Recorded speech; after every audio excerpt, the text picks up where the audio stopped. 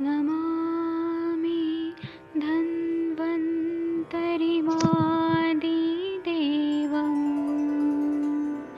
सुरासुरैर्वन्दितपादपद्मम् लोके जरामृत्युनाशं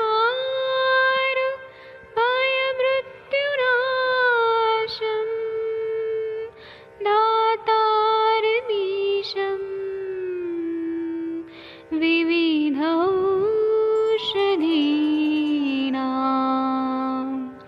शङ्खं चक्रं जलौकां दधतं मृतघटं चारुतोर्भिश्चतुर्भिः सूक्ष्मस्वच्छादिरुद्यं शुकपरिविलसन् मौलिमं भोजनेत्रं कालाम्बोदोज्ज्वलाङ्गं कटितटविलसत् चारुपीताम्बराढ्यं वन्दे धन्वन्तरिन्तं निखिलगदमिव प्रौढदावाग्निनीलम्। चालू हो गया मामला।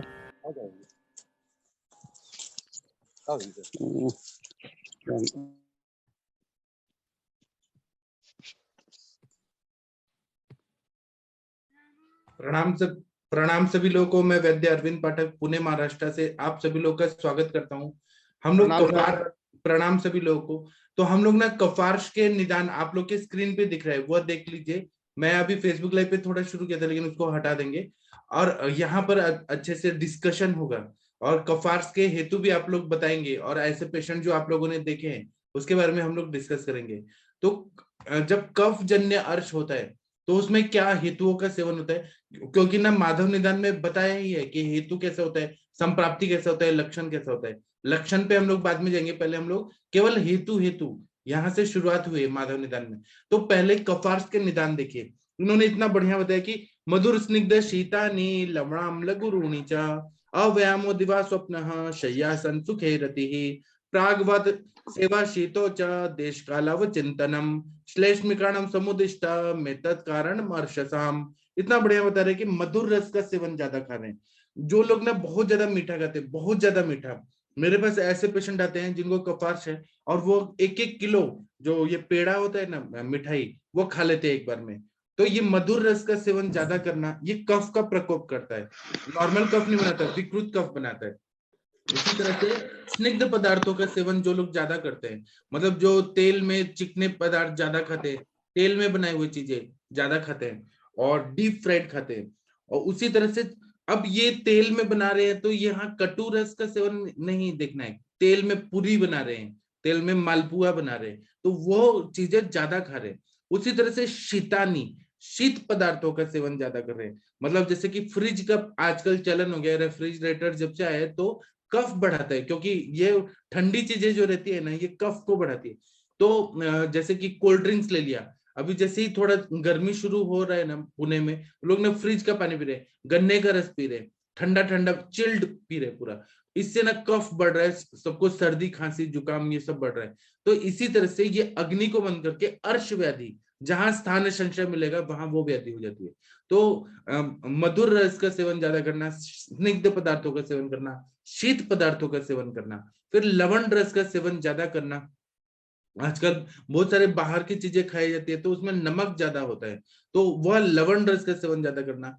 अम्ल रस का सेवन करना, मतलब विनेगर का सेवन करना, केचप टोमेटो केचप का सेवन करना, फिर बहुत सारे जैम का सेवन करना जो अम्ल रसात्मक रहते हैं। बहुत सारे प्रिजर्वेटिव भी ऐसे रहते हैं जो खट्टे रहते हैं, अम्ल रहते हैं, तो उसका सेवन ज्यादा करना, ये कफ को बढ़ाता है। और गुरु नीच अग्नि को न देखते हुए गुरु पदार्थों का सेवन ज्यादा करना।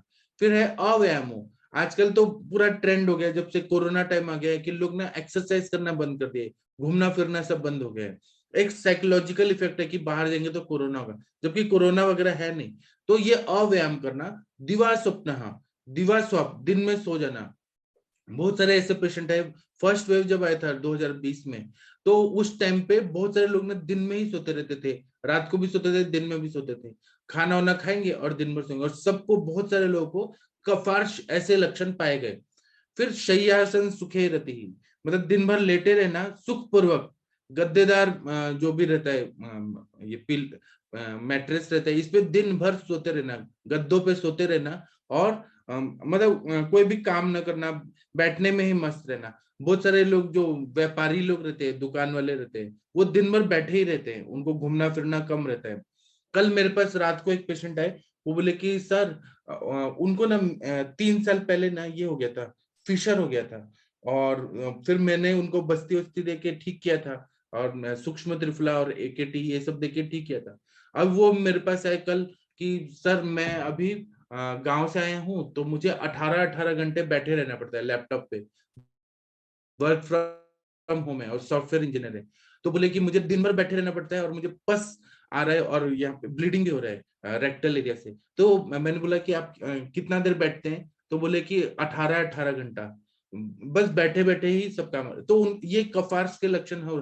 और फिर मैंने उनका खाना पीना पूछा, तो सेम 100% मधुर स्निग्ध शीतल, मतलब फ्रिज का पदार्थ का सेवन करना, वर्क फ्रॉम होम है तो खाते रहो, लैपटॉप पे काम करते रहो, खाते रहो, अव्यायाम है, ये सारा सिम्टम दिखा। उसी तरह से प्रागवात सेवा शीतोच, मतलब पूर्व की वायु का अधिक सेवन करना। मतलब ये जो पूर्व की वायु का अध्ययन किया है, भारत में जो पूर्व दिशा से जो हवा चलती है, तो यह कफ को बढ़ाती है, ऐसा आचार्य लोगों ने रिसर्च किया है। इस पर मॉडर्न साइंस नहीं रिसर्च करते, मतलब मॉडर्न साइंटिस्ट नहीं करते हैं, क्योंकि कॉन्सेप्ट ही नहीं है बाहर कि कफ क्या होता है, पित्त क्या होता है, वात क्या होता है।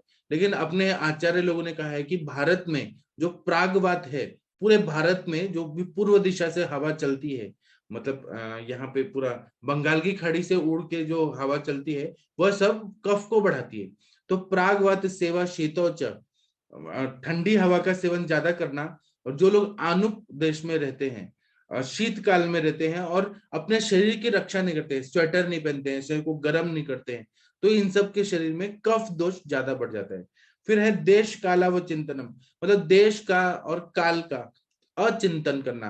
मतलब ये नहीं सोचना कि ठंडी है आनुप देश में तो कैसा खान पीन रखना है, काल काल का भी नहीं देखते हैं कि हेमंत ऋतु है तो हमें ऋतुचर्या का पालन नहीं कर रहे हैं।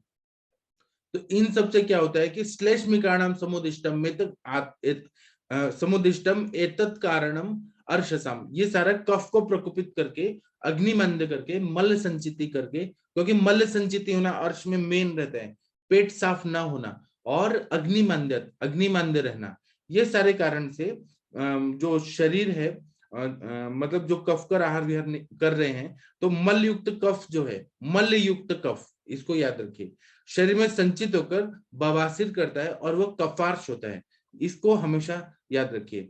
और टीकाकार ने यही बोला है कि अचिंतनम, अचिंतनम मतलब निश्चिंतता, जो किसी भी प्रकार की चिंता नहीं करते हैं, सुख पूर्वक जिंदगी बिताना। जो चिंता करना भी एक जगह से जरूरी है, तो वो कफ दोष को नहीं बढ़ने देता है। कुछ ना कुछ बात कर तो सोचना ही चाहिए कि आगे क्या। फिर जो लोग चिंता नहीं करते उनको कफार्श जरूर हो जाता है। उसी तरह से प्रागवात सेवा, सामने की हवा का सेवन करना, जो पूर्वैया वायु रहती है, वो उससे ना ये बहुत सारे रोगों का कारण मानी जाती है, अपने आचार्य लोग ने ऐसा बताया और ये पाया जाता है। उसी तरह से पश्चिम की हवा जो रहती है वो अच्छी रहती है, लेकिन पूर्व दिशा की हवा हमेशा खराब मानी गई है, उसका सेवन नहीं करना चाहिए। उसी तरह से शय्यासन सुखे रहती है, सुखदायी कोमल शैया, गद्देदार जो ये रहते हैं मसनद पे आराम से सोए और बैठे रहना, ये सब रहता है। शय्यासन सुखे रति इति सुखासनासने रतिरासक्ति ही, मतलब हमेशा बैठे रहने का काम है, मतलब चलना फिरना घूमना फिरना नहीं है। वर्क फ्रॉम होम जब से आए ना, तब से तो ये और कफार्श के सारे सिम्टम्स बढ़ रहे हैं। अब मैं आप लोगों को अनम्यूट करता हूँ, आप लोग आइए और हम लोग संभाषण शुरू करते हैं। आप लोग भारत के सर्वश्रेष्ठ चिकित्सक हैं। देखिए आज कंफ्यूजन हुआ तब भी 39 लोग तो हैं, जुड़े हैं अभी सेशन में। एक बार आप लोग अनम्यूट करके देखिए। डॉक्टर आकांक्षा जी, आपने कफार्श के ऐसे हेतु देखे हैं क्या, एनालिसिस किए हैं क्या? जी प्रणाम सर, गुड मॉर्निंग सर। प्रणाम। केवल कफार्श से इसको सोच के बताइए कि ऐसे देखे हैं क्या? प्रमेही जी भी सर। रहते हैं, डायबिटिक सर पेशेंट रहते हैं और कफार्श के भी, ऐसे देखे हैं आपने?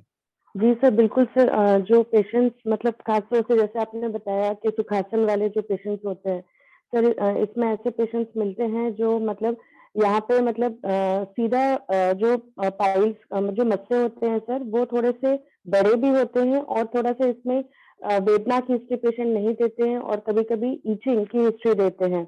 और ये काफ़ी समय तक मतलब पेशेंट्स को क्योंकि वेदना नहीं होती है, तो इसलिए पेशेंट ऐसे कंप्लेन करते हैं कि कम से कम 4 साल, 5 साल से या 3 साल से वो मतलब मिनिमम है, लेकिन जब उसके बाद कॉन्स्टिपेशन बहुत ज़्यादा हो जाता है या फिशर के साथ जब ये दिक्कत होती है, तब ये पेशेंट कंप्लेंट लेके आते हैं, तब ये ट्रीटमेंट है। अदरवाइज़ बहुत सारी फीमेल पेशेंट भी इसको बहुत सारी ओल्ड लेडीज़ पेशेंट आती हैं क्योंकि क्योंकि कफ़ा जस्ट है तो वेदना से ज़्यादा रिलेशन नहीं होता है, तो इसलिए वो लोग बहुत दिनों तक इसको रखे रहते हैं क्योंकि खासतौर से जो फीमेल पेशेंट है उनको एग्जामिनेशन के लिए कोई होता नहीं, तो ये लोग मेडिसिन स्टोर से लेके खाते रहते हैं।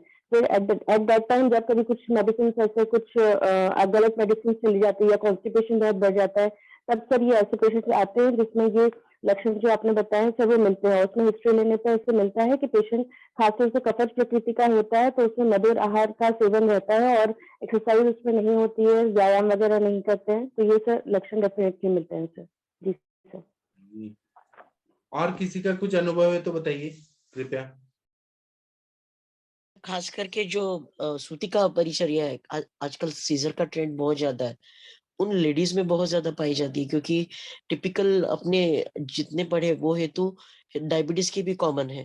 तो सूतिका परिचर्या अगर उस इसमें पेशेंट से वो गलती हो जाती है कि वो बिल्कुल भी मूवमेंट नहीं करती है, किसी वजह से अगर कॉम्प्लिकेटेड सर्जरीज है और पोस्ट सिजेरियन अगर, तो भी कफार्श देखने में मिलता है। उनको लॉन्ग स्टैंडिंग मतलब उसका पेन नहीं होता है जैसे मैडम ने अभी बताया, लेकिन कंडू है उसका एक्सटर्नल पाइल्स करके प्रेजेंट रहता है। और दूसरी चीज ये कि अग्निमांद्य के लक्षण बहुत सीवियर दिखते हैं, खास करके डायबिटीज के पेशेंट में ये कफार्श के लक्षण, क्योंकि दोनों के हेतु कॉमन है, इसकी वजह से जो बहुत लॉन्ग स्टैंडिंग रहता है। और उसमें ऐसे रहता है कि अगर गलती से ब्लीडिंग पाइल्स हुआ, डायबिटीज मतलब मधुमेही और ब्लीडिंग पाइल्स अगर हुआ, तो सर काफी दिक्कत आती है क्योंकि उनका ब्लीडिंग जल्दी रुकता नहीं है, इसलिए उनका कॉन्स्टिपेशन और ग्रैनी पे ही काम करना पड़ता है।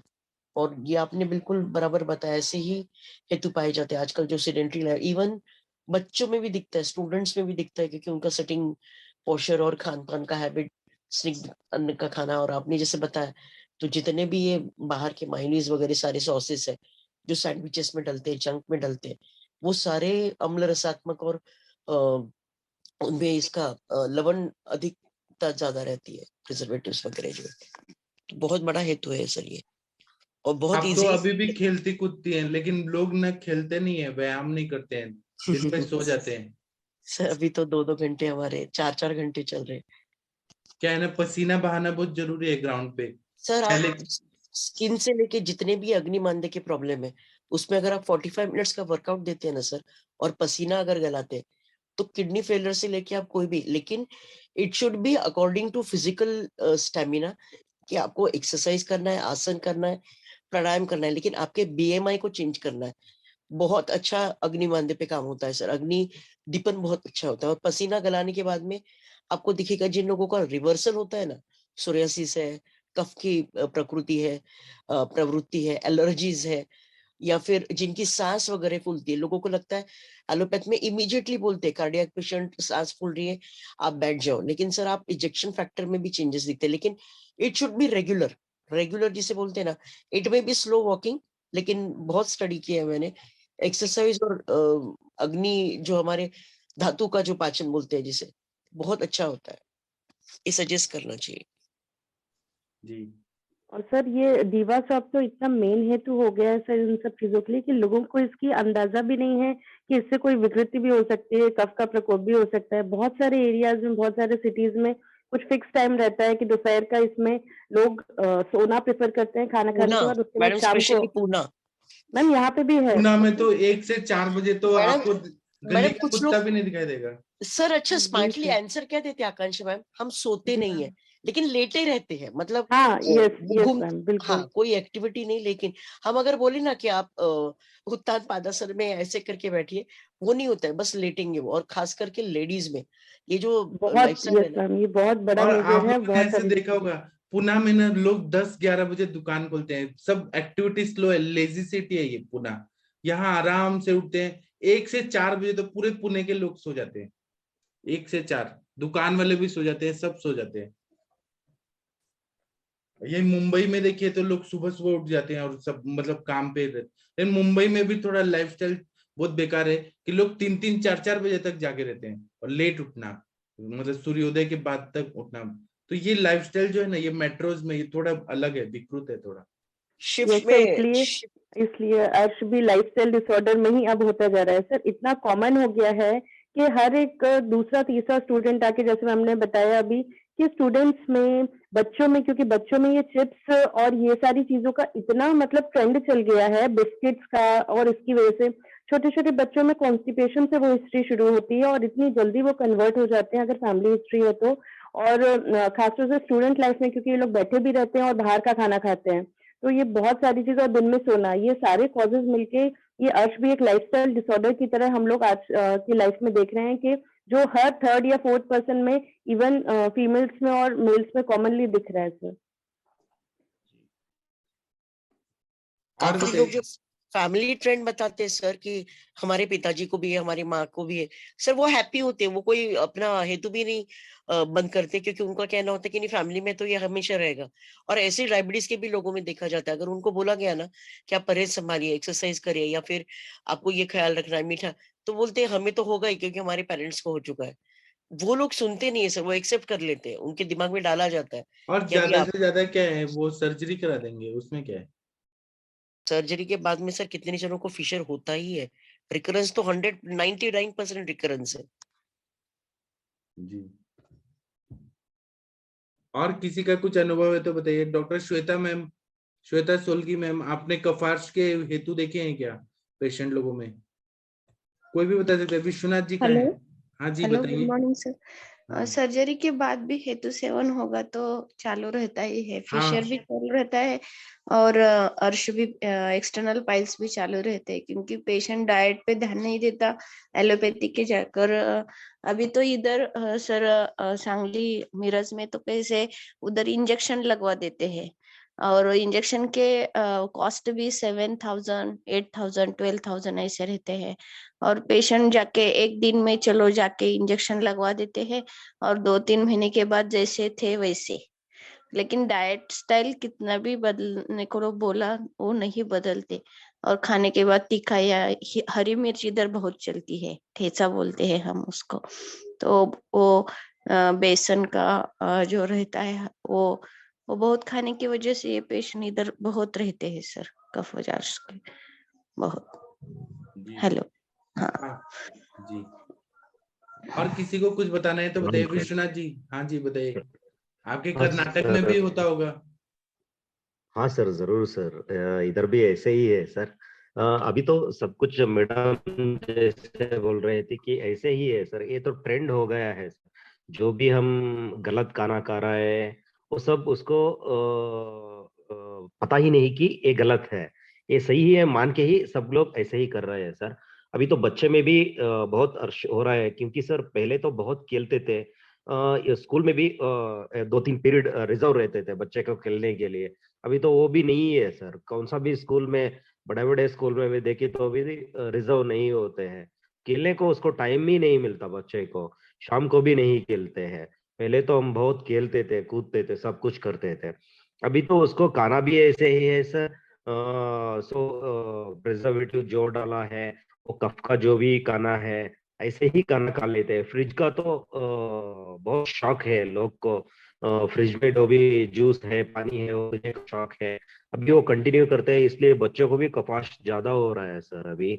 और उसके साथ आप जो बोलते हैं व्यापारी लोग को हो रहे हैं सर, वो तो सही है सर। व्यापारी लोग में ऐसे ही होते हैं, वो खाना भी बहुत खा लेते हैं ज्यादा और बैठे रहते हैं, व्यायाम नहीं करते हैं, उसमें भी होते हैं सर। मुझे एक्चुअली 15 डेज पहले एक पेशेंट आया था सर। आप जैसे बोले थे वैसे ही हुआ था। वो तो कंप्यूटर साइंस कर, वो इंजीनियर है सर, सॉफ्टवेयर का। उसका तो बहुत शौक था सर स्वीट खाने का। हर रोज मिनिमम 4 to 5 स्वीट्स उसको खाना ही है, एक दिन भी नहीं छोड़ते थे वो। उसके साथ उसका कुछ भी एक्सरसाइज नहीं है, और रात को लेट सोते थे और सुबह लेट उठते थे। उसके साथ उसका कुछ भी एक्सरसाइज नहीं था। उसको कफार्श हो गया था सर। जब मैं हेतु निकाला था उसमें वही आया सर। तो उसके बाद में वो ट्रीटमेंट लेने के बाद में कम हो गया। उसके बाद में फिर से 15 दिन के बाद में वो पूरा आराम हो गया था सर। ऐसे पेशेंट बहुत आते हैं सर इधर। सर उसके साथ और एक मैं एक केस का शेयर करना चाहता हूँ सर, करूँ सर? हाँ जी, हाँ जी। हाँ सर, एक्चुअली एक पेशेंट सीए सर्विक्स का पेशेंट आया था सर।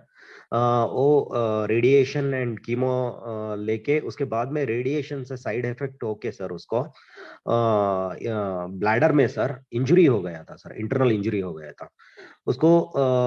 1 महीने से कंटिन्यूअस ब्लीडिंग था सर। उसको कैथेटर भी डाला था, क्योंकि ब्लीडिंग होके क्लॉट होके यूरिन नहीं गया, तो वो कैथेटर से बाहर जाने के लिए थोड़ा कैथेटर भी डाले थे सर। तो ब्लीडिंग इतना था सर, कम ही नहीं हुआ था। वो हफ्ते को 3 बार ब्लड चढ़ाना पड़ता था सर उसको। 3-3 बॉटल ऐसा चढ़ाना पड़ता था, एकदम इतना ब्लीडिंग था सर। मैंने उसको बोलबद्ध रस दिया सर, और सूक्ष्म त्रिफला एकेटी दिया सर, पुनर्नवादी कषाय दिया, उसके साथ नीरी केएफटी सिरप दिया सर। उसके साथ एक ब्रिकैन कैप्सूल आता है सर कैंसर के लिए, वो दिया था सर। उसके बाद में 3 दिन में ही उसको ब्लीडिंग कम हो गया सर।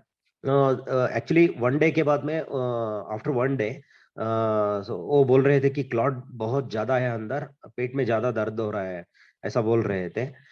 उसके बाद में उसको जात्यादि तैल का पिचू डालने के लिए भी बोला था सर। तो उसको 3 दिन में ही पूरा कम हो गया सर।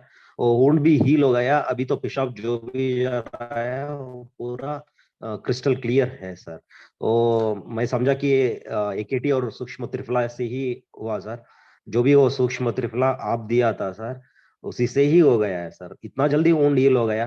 मुझे बहुत अच्छा लगा सर ये केस आपको करने मेरा के बाद में। सूक्ष्म त्रिफला का आप रिजल्ट जल्दी आ रहा होगा, पेशेंट जल्दी ठीक हो रहे होंगे। हाँ एब्सोल्युटली सर। मैं बहुत पेशेंट को दे रहा हूँ सर।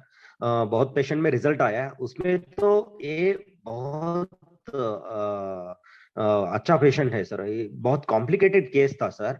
उसको सर्जरी कराने के लिए बोला था डॉक्टर ने, क्योंकि 1 महीने से ब्लीडिंग हो रहा है, कम नहीं हो रहा है, उसका पास कोई रास्ता भी नहीं था सर। अभी तो 3 दिन में ही ब्लीडिंग कम हो गया। पेशेंट को बहुत खुश हो गया सर। ऐसे कि सूक्ष्म त्रिफला से इतना अच्छा रिजल्ट मिलता है, सो आपका ही कॉम्बिनेशन है एकेटी और सूक्ष्म त्रिफला। सो आपको बहुत बहुत धन्यवाद है सर। हमें ऐसा केस लेने का हिम्मत भी आपने ही दिया है सर, आयुष दर्पण, और आपको बहुत धन्यवाद है सर।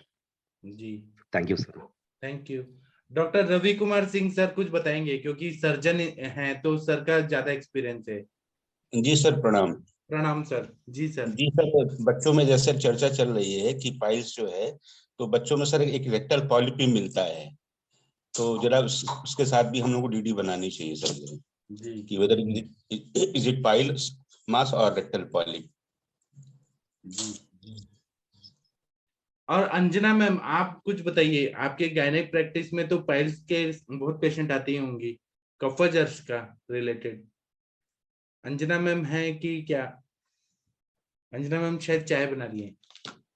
प्रणाम सर। जी हाँ जी, आप बताइए, आपके भाई साहब कैसे हैं? सर अभी पहले से बेटर है। जी, भूख बढ़ा है क्या? अग्नि भूख बढ़ा? बढ़ा है उनका, सबसे अच्छी बात यही है सर। उसका भूख बढ़ा है, और दाल जब से आपने बंद करवाई है उसको मतलब अच्छी भूख लगती है, और अच्छा फील हो रहा है अभी। जी। अच्छा सर, मुझे एक केस पूछना था। मेरे पास एक 9 साल की बच्ची है, और पहले वो जिम्नास्टिक करती थी जब वो 4 साल की थी, उसकी मदर जो बता रही हैं। तो उसके बाद लगभग उसने 1.5-2 साल जिम्नास्टिक में अपना मतलब रखा है, और थोड़े टाइम के बाद वो कंप्लेन करने लग गई कि उसको हाथ पाँव में बहुत दर्द रहता था। तो वही विटामिन डी की कमी थी, तो उन्होंने कुछ ट्रीटमेंट करवाया और वो ठीक हो गई। लेकिन अभी वो फिर से आई हैं, वो कह रही हैं कि बच्ची को बहुत ज़्यादा पेन रहता है बॉडी में, और साथ में वो बहुत लीन थीन है सर। बच्ची जो है उसकी हाइट जो है वो हार्डली 3 इंच जितनी ही है, और वेट भी बहुत कम है सर उसका, 28 kg वेट है। 9.5 साल की बच्ची है, और उसकी मतलब मास जो है वो बहुत अच्छा नहीं है, पूरी बॉडी पे एक तो सिमेट्रिकल उसमें जो आम रहता है पाचन लीन करके, थीन है। आम पाचन करके और कुछ स्वर्ण मालिनी वसंत ऐसे अगर देंगे, आरोग्य वर्धिनी वटी, तो हो सर जाएगा। बच्ची को खाना खाते ही मतलब पेट में दर्द शुरू हो जाता है, मतलब तो बहुत ही कम ग्रहणी खाना दृष्टि है खाती है ना वो पूरे उनको, दिन में। ग्रहणी दृष्टि बहुत ज्यादा है।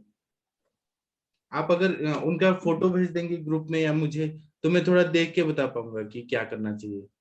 हाँ जी सर, और दूसरा मतलब बच्ची जो है मोशन भी इवनिंग आवर्स में ही जाती है, रेगुलर मॉर्निंग आवर्स में नहीं जाती है। तो और उसको देखिए अगर कोई ग्रहणी दवा दृष्टि जैसे, है जी। हाँ जी, हाँ जी सर, मॉर्निंग में जैसे कोई सिरप अगर उसको देना चाहें तो वो बच्चा लेता भी नहीं है।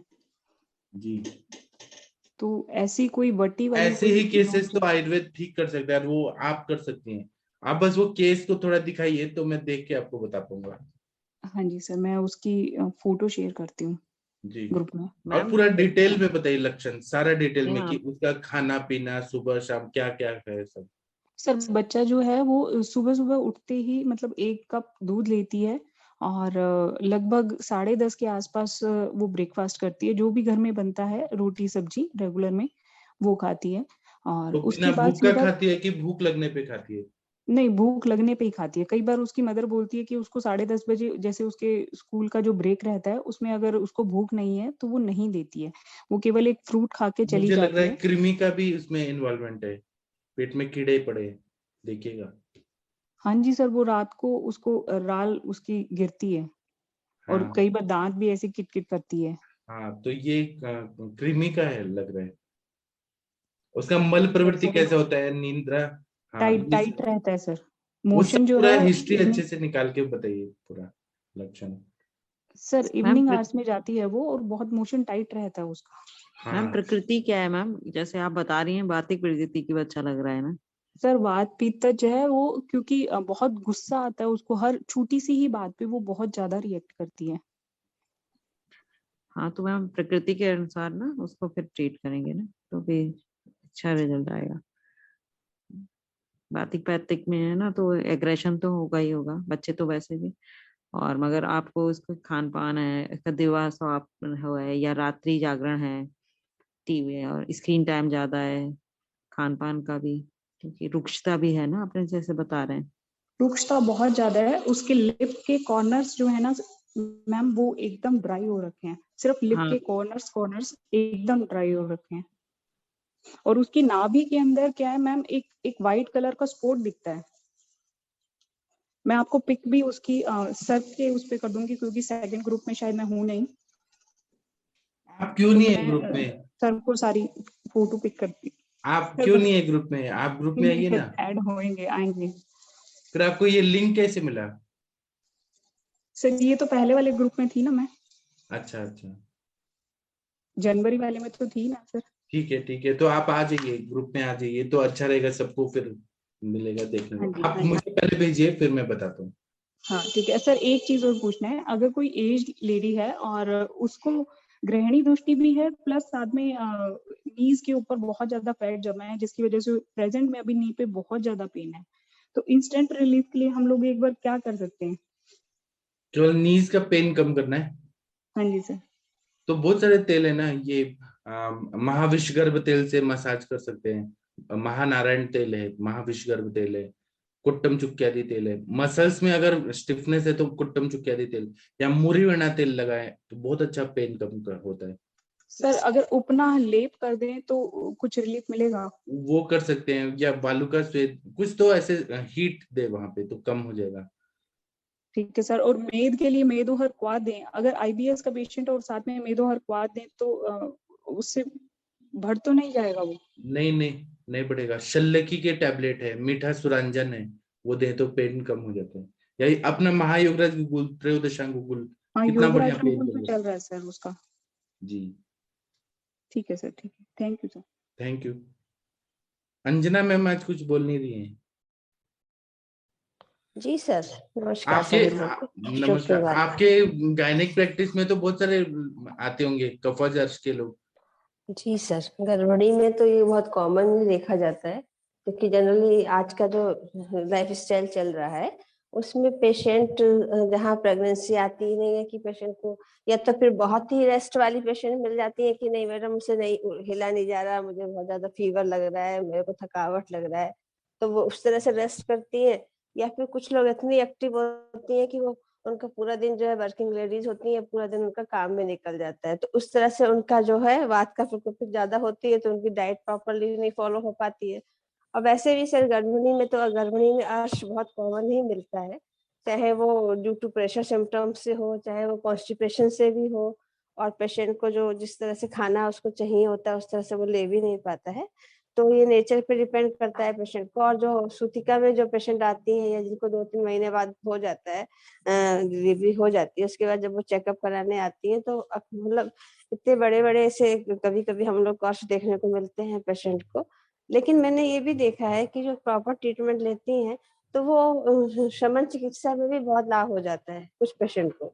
और उसमें से 10% पेशेंट ऐसी होती हैं जिनको ब्लीडिंग पाइल्स में भी वो कन्वर्ट हो जाता है, और वो पेशेंट फिर ब्लीडिंग की कंप्लेन लेकर ही आते हैं। और कुछ पेशेंट ऐसे होते हैं जिनको फिर हम लोग को झारखंड भी कराना पड़ता है।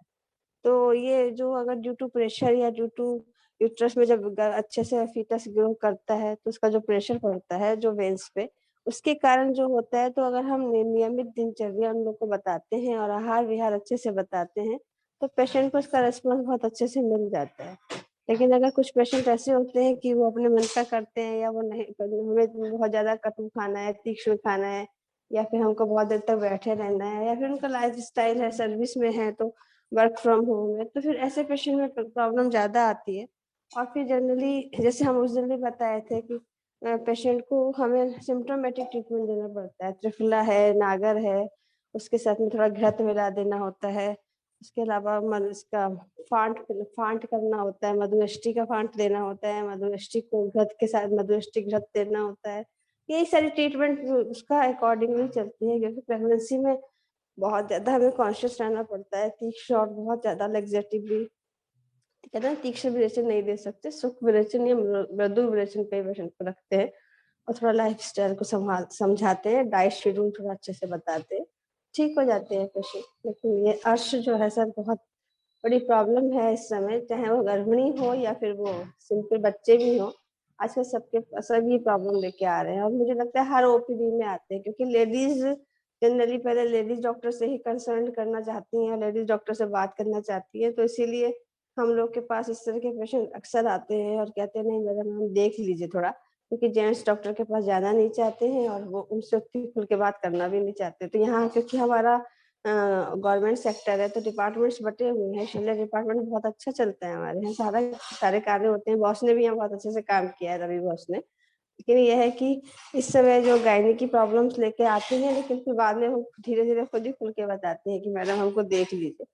तो समटाइम्स हम उनको रेफर भी करते हैं शल्य विभाग के लिए, जब झारखंड वगैरह करना होता है, क्योंकि डिपार्टमेंट वाइज सारा शेड्यूल है यहाँ पे कि किसको क्या वर्क करना है। लेकिन अधिकतर पेशेंट को संचरण चिकित्सा ही लिखनी पड़ती है और डाइट शेड्यूल ही समझाना पड़ता है, और पेशेंट को काफी आराम भी मिल जाता है। तो ये सब अकॉर्डिंगली चलता रहता है सर। और पेशेंट बहुत बहुत ज्यादा है अर्श के इस समय। गृहिणी दृष्टि से ही अर्श होता है। गृहिणी दृष्टि तो मुझे लगता है हर पेशेंट में ही है, अगर प्रॉपरली देखें तो गृहिणी चिकित्सा की जरूरत हमें हर पेशेंट में ही मिलती है। जी सर। जी डॉक्टर रवि कुमार सर, आप कुछ बताना चाहते हैं? आपने हैंड रेज किया हुआ है। Doctor Ravi Kumar sir. Sorry sir, वो पहले से रह गया था, वो छूट गया था सर। जो है एक चीज कहना चाह रहा था मैं, रेक्टल पॉलिप को हम लोग सहजार्थ में मिमिक कर सकते हैं, कंपेरिजन कर सकते हैं क्या सर? जी हाँ, ये मेरे दिमाग में पॉइंट आ रहा था। जी ठीक है। और किसी को कुछ बताना है तो बताइए। वंदना मैम, आप कैसी हैं? नमस्ते वैजी, ठीक हूँ मैं। रवि सर, आपसे क्वेश्चन पूछ रही थी कि आप कफज अर्श में क्या चिकित्सा देते हैं? मैडम जो है अभी एक्चुअली दोस्तों के हिसाब चिकित्सा तो मैं सर से सीख रहा हूँ सर। जो है मैडम जी, तो हम तो हमारा लाइन ऑफ ट्रीटमेंट है, उसी हिसाब से करते थे, लेकिन अभी दोषों के आधारित चिकित्सा तो मैडम अभी सर से सीख रहा हूँ मैं, इसलिए मेरा कोई भी बहुत लाइन ऑफ ट्रीटमेंट अलग नहीं था जी। वैजी आप डिटेल कर दीजिए। क्या कफज का? कफज जी। में तो हम ये देते ना, अर्श कुठार रस, कांकायन बटी, ये कफज अर्श के लिए है। सूरन बटक, ये कफज अर्श के लिए ही है सारा। बातज में हमें मतलब स्नेहांश देके और फिर ये देखना, मतलब स्नेह देके अभ्यारिष्ट हो गया, एरंड तेल हो गया, ऐसे कुछ अनुलोमन करते हैं, स्नेहन करते हैं, अग्नि को प्रदीप्त करते हैं, और तब हम बातज में करते हैं। पित्तज में तो पित्तज वाले ज्यादातर रक्तज अर्श जैसे हो रहते हैं, तो उसमें हम नागकेशर चूर्ण वगैरह देते हैं, कुटजारिष्ट या अभ्यारिष्ट, मतलब उसमें पित्त का प्रकोप ना हो, दाह पाक वगैरह है वो कम हो, पित्त का शमन की चिकित्सा। या कामदुधा रस देते हैं, प्रवाल पंचामृत देते हैं, शंख प्रवाल पिष्टी, शंख भस्म, ये सब देते हैं पित्तज अर्श में। और कफज अर्श के लिए ही कांकायन बटी, भल्लातक के कल बताएं, तो कांकायन बटी है, अर्श कुठारस, अर्शोग्नि बटी है, बहुत सारे दवाई जी। वैजी एक पेशेंट आया था कल, तो उसको कभी गले में कुछ छोटी सी वो ही जैसे पिडिका टाइप की, उसके बाद फिर धीरे धीरे वो ग्रो करके और एक ग्रंथि जैसी बनी, तो वो मेरे पास स्वेलिंग लेकर आया कि swelling on the neck region. तो मैंने उसको हिला के देखा तो वो जो है मूवेबल है और टच करने में सॉफ्ट है, तो जैसे लगता है सिस्टिक है, जैसे कोई अंदर चीजी मटेरियल है अंदर। तो इसको वो मतलब दिखाने जहाँ गया था एलोपैथी में, उन्होंने बोला कि इसको आप निकलवा दीजिए। तो यूजुअली मतलब आयुर्वेदा में भी ऐसा है कि अगर वो नहीं जा रही लंबी तो इन्यूक्लेट करके पूरी सिस्टिक लीजन को बाहर निकाल देते हैं, क्योंकि वो एक छोटे से कैप्सूल में होता है, और जब तक वो कैप्सूल समेत पूरा निकालते नहीं है तो वो रिकरेंट हो जाता है, यानी बार बार हो जाता है। तो इसकी चिकित्सा आप क्या बताएंगे? क्या मैं अभी पूछ सकती हूँ या बाद में कभी पूछ लूं? अभी हम 5 मिनट बाद मिलते हैं, वहां पर फिर डिस्कस करते हैं ना, थोड़ा ब्रेक चाहिए सभी लोगों को ना। जी जी। हाँ, फिर हम डिस्कस करेंगे। तो मैं अभी का सेशन बंद करता हूँ, हम लोग 5 मिनट बाद फिर मिलते हैं ब्रेक के बाद। तो सभी लोगों को प्रणाम, नमस्ते। मैं सेशन बंद करता हूँ। प्रणाम सर।